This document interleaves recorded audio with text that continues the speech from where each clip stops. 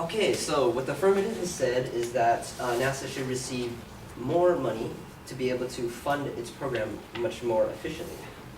Okay, so one of the claims that he makes, regardless of what he says before, he claims that the increased budget will create more job opportunities at NASA. He states that the ISS is specifically the ISS is currently understaffed.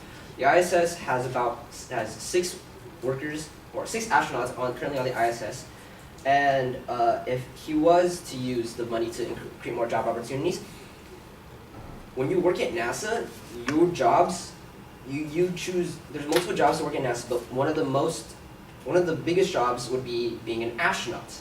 However, being an astronaut is a very difficult task and requires a lot of experience. In order to qualify as an astronaut, you must have 1, a bachelor's degree from an accredited university in engineering, biological science, physical science, computer science, or mathematics. 2, the degree must be followed by at least 3 years of related progressively responsible professional experience, or at least 1,000 pilot in command time in jet or aircraft. An additional degree is desirable and may be substituted for experience as follows. A master's degree will give you 1 year of experience, and a doctorate will give you 3 years of experience.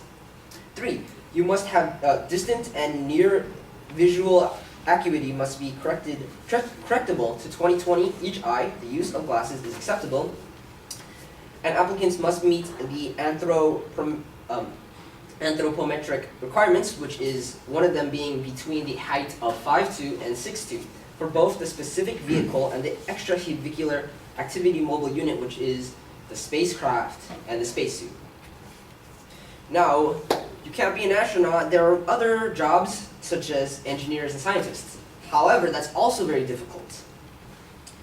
To qualify as an engineer or scientist for NASA, you must have successful completion of a standard professional curriculum in an accredited university or college, leading to a bachelor's degree with major study in an appropriate field of engineering. Not engineering technology, physical science, life science, or mathematics is required. So these field of studies would include aerospace engineering, astrophysics, etc.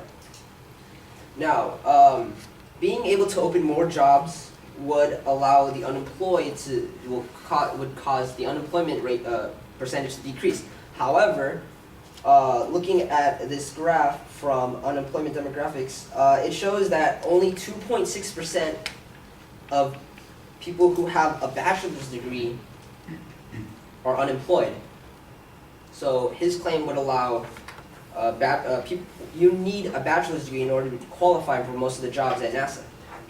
The money should instead be used for high school students, which make up high school students and people with education less than high school students make up 7.2% of the unemployment rate is 7.3% of people who have less than high school education. Now, one claim that the affirmative has made is that NASA employees are underpaid. So, let's take another job, for example, oceanographers. Oceanographers are far more unpaid compared to NASA employees. So, as the affirmative has claimed, NASA engineers aerospace engineers make $55,551 to $140,811. Research scientists $72,000 and 116. Astrophysicists $65,175. Mechanical engineers $74,814. That's a lot of money. The average yearly salary for an oceanographer with a bachelor's degree in 2009 was $33,254. Postdoctoral researchers average salary range from $37,400 to $49,452. Now, you would think that oceanographers don't need as much experience. However, in order to become an oceanographer, oceanographers usually receive a background education in biology, physics, chemistry, and geology, but they generally go on to focus their research within one field or the other. They need a bachelor's degree in marine biology. However, most oceanographers further their study doing with other work.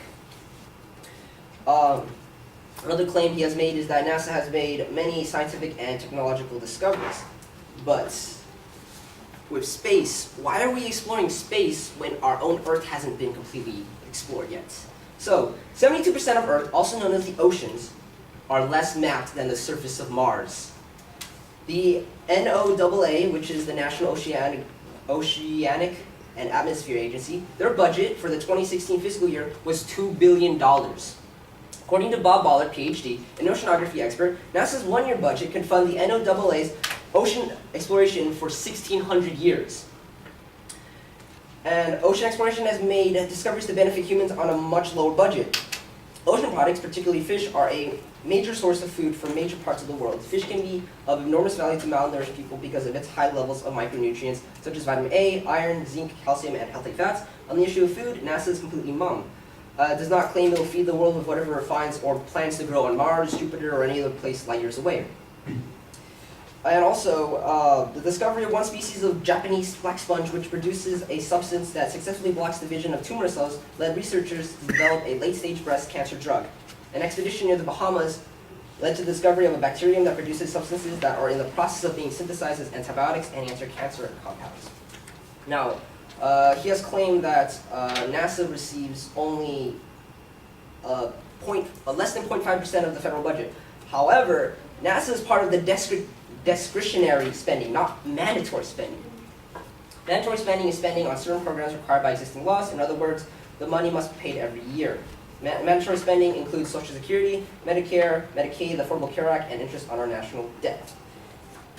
Another thing I would like to point out is that cancer research receives less funding than NASA does.